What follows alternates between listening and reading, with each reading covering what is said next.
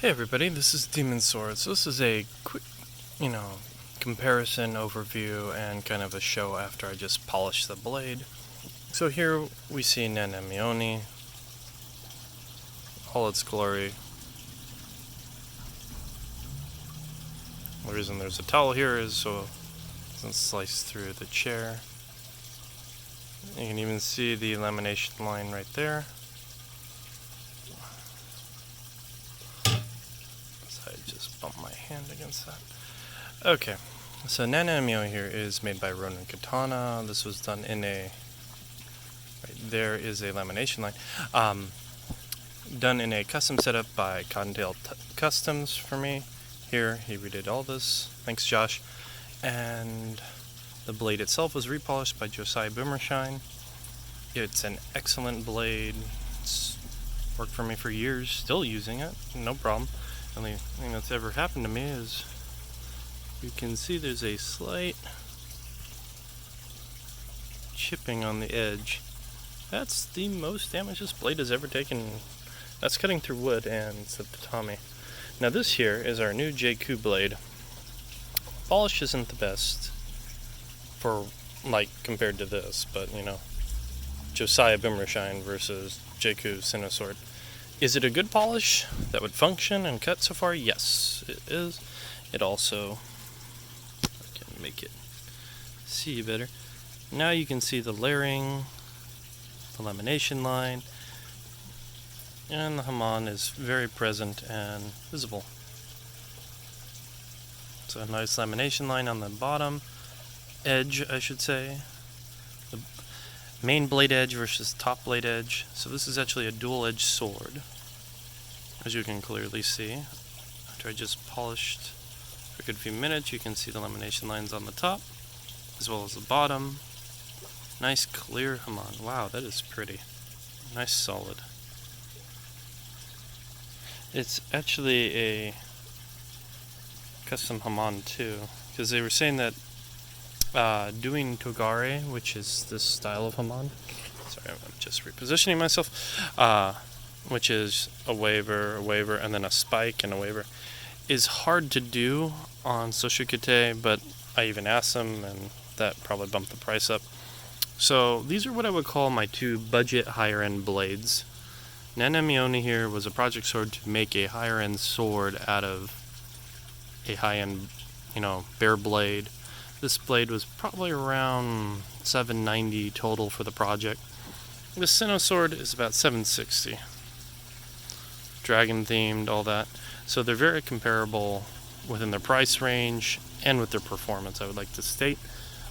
This blade was set up in a custom fashion for a lot of reasons, because I don't have a dual-edged sword, so I went with this is a morroha tip that transcends into Unabaki Zaraki style with a custom bohai line down the middle and another custom bohai on both sides.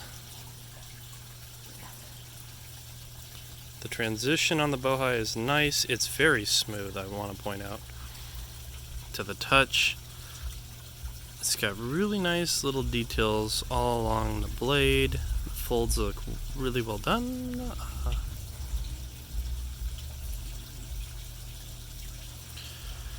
The ornamental parts, closer.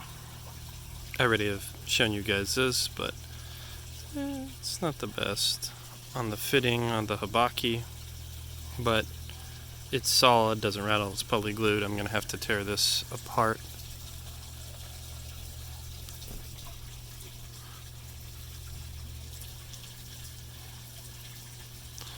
Leather is very nice. These are silver. Normally they only offer black or brass, so I specifically asked for that.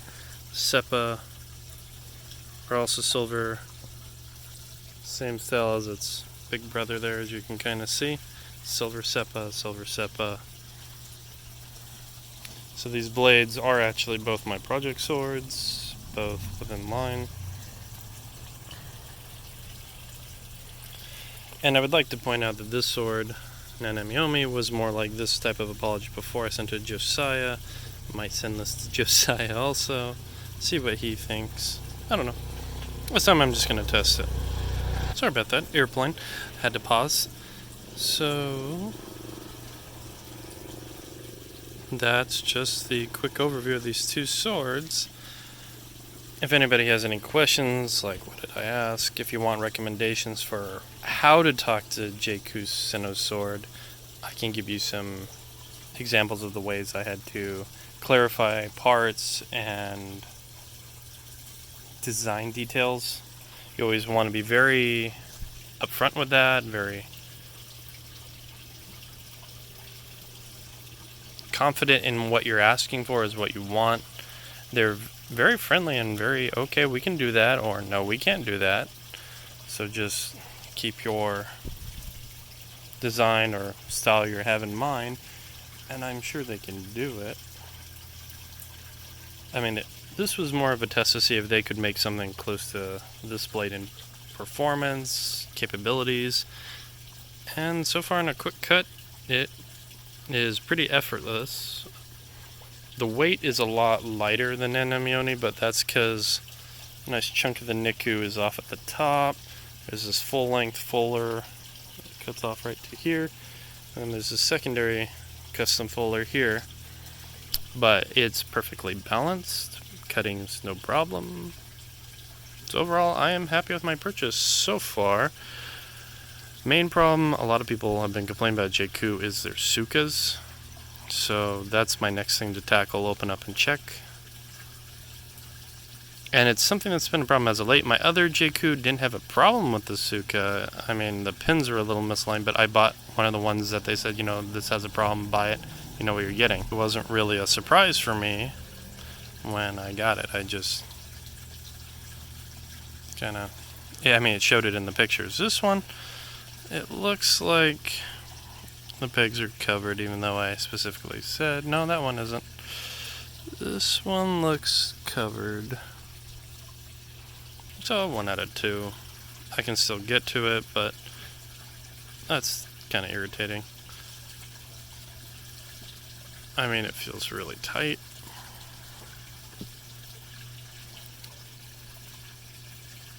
I do like this transitional look between the two swords.